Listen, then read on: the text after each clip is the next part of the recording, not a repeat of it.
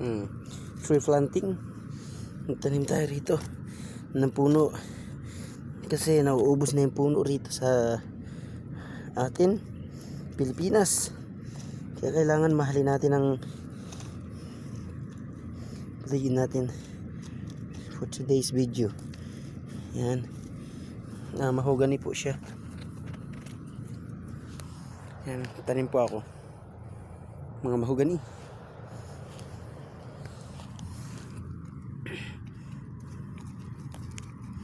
Minamahal natin yung ating kalikasan. Yan.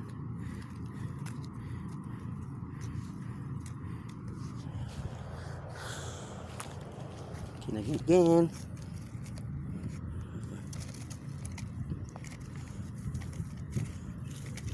At mabubuhay na po yan siya.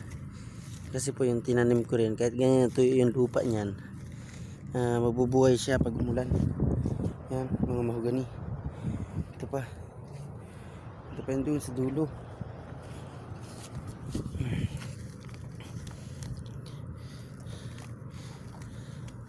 Hindi mo siya maano kasi basa yung pinakaano niya, yung puno.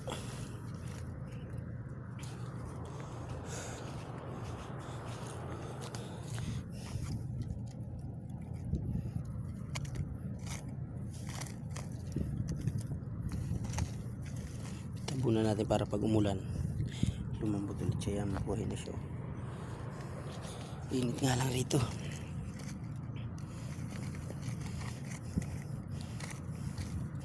Uminit siya ngayon.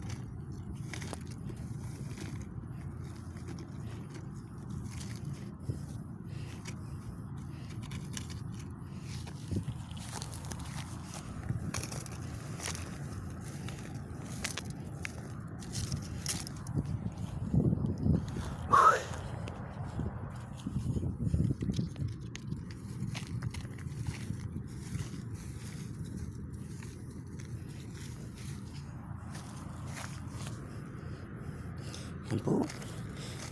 Pasensya na kayo. Dapat minamahal natin ang ating kalikasan. Pasintabi na lang po sa nagpuputol ng mga kahoy din dyan.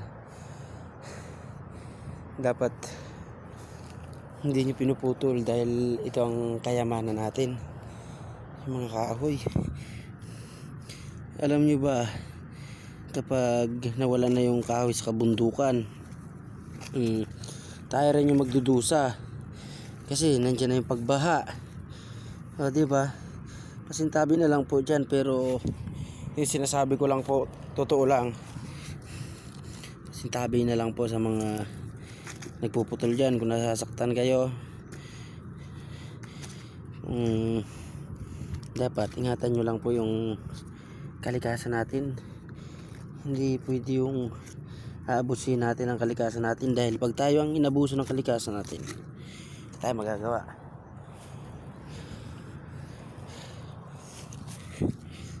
Kung yung pinuputol nyo ng puno, magtanim na lang kayo, huwag yung ganyan. Tsaka maraming trabaho dyan. Huwag yung puputol kayo, maglalaging. Huwag yung ganun. Hindi pwede yung ganun. Tayo rin na buti sana kung 1, 2 hanggang 5 lang yung magdudusa kapag gumanti sa atin ang kalikasan. Hindi lahat tayo. Kaya huwag naman sana nating abusuin. Yun lang masasabi ko sa inyo sa ngayon. Salamat. Yan.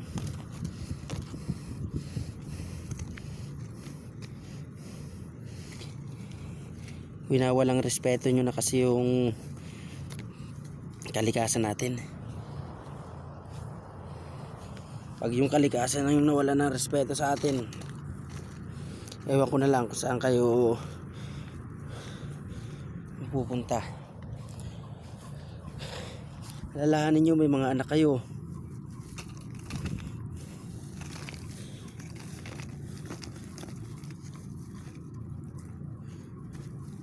Okay lang siguro yung magpuputol ka ng puno, pero hindi yung sobra-sobra, yung mga 90s na puno na.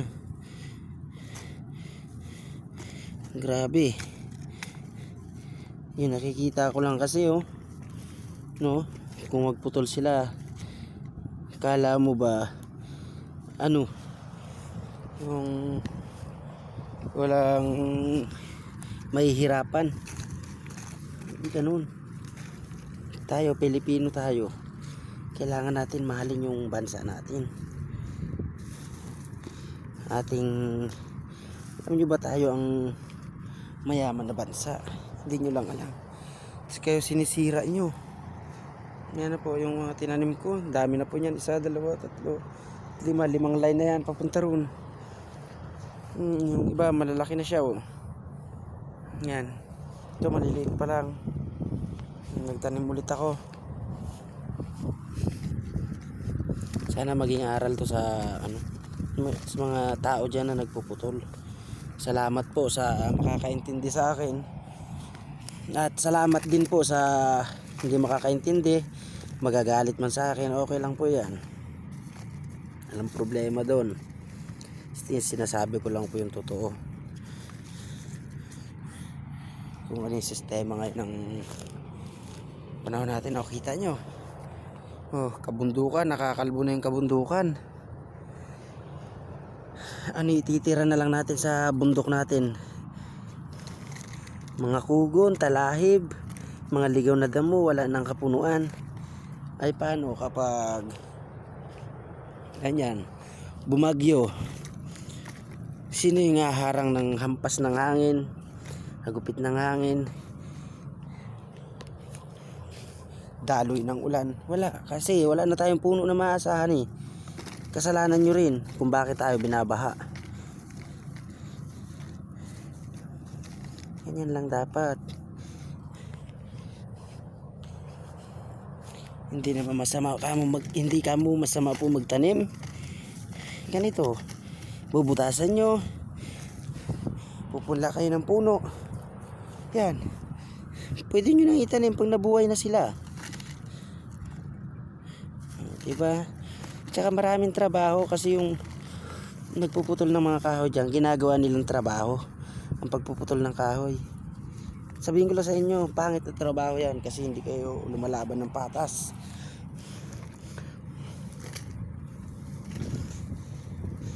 Tatanim dapat. Yan. Thank you po sa makakaunawa sa akin. Thank you din sa hindi makakaunawa. Maraming salamat.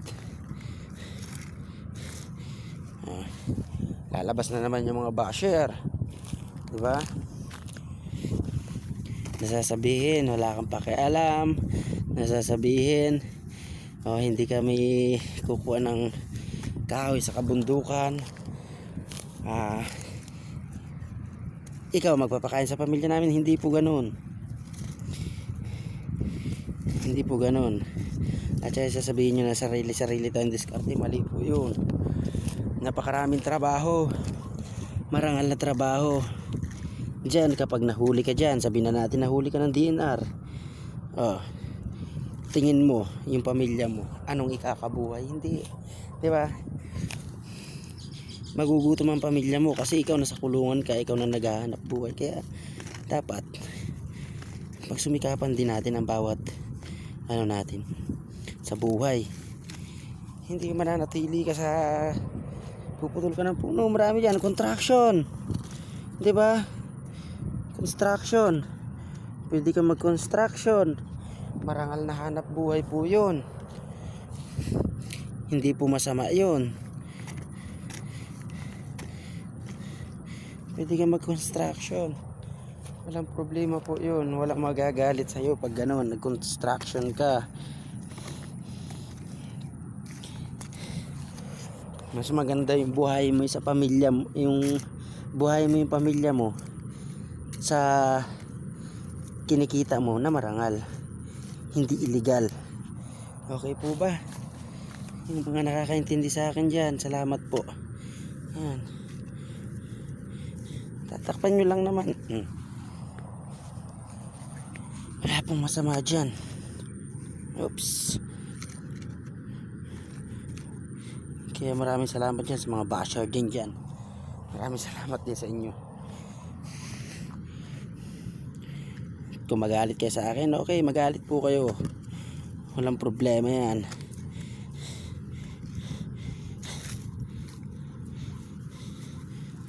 Walang pipigil sa inyo. Walang pipigil sa inyo kung magalit kayo sa akin. Basta ako sinasabi ko lang ang katotohanan. Hindi na tama yung ginagawa nyo. Marami na napipinsala. Yung mga kapatid nating mga katutubo, wala na, di ba? Nahihirapan na sila maghanap ng pagkain kasi nasa bundok sila. Mga hayop, mga katulad niyan, mga wild chicken, lumalayo kasi wala na mga puno eh. Nalalantad ni sila, umaakyat sila doon sa kaduluduluhan ng bundok. Pero dapat sana maisip nyo rin yun. Isipin nyo hindi sa pansarili nyo, sa atin lahat po. Yun lang po. Ito po, malalaki na po sila, oh. Kakatuwa naman. Diba? Ito pa po, marami pa po akong tatanim. Yun dun po banda sa amin. Bali, kung susumahin mga isang L300 pa po yun na punla na mahogani. Madami po yan. Ayan po, punla na mahogani. Ako lang po rito nagtatanim mag-isa. Ayan, pupunuin natin yan hanggang doon. Pati ito po yung space na to. Ayan, pupunuin natin yan. Hanggang dito na lang po muna, no. Maraming salamat po.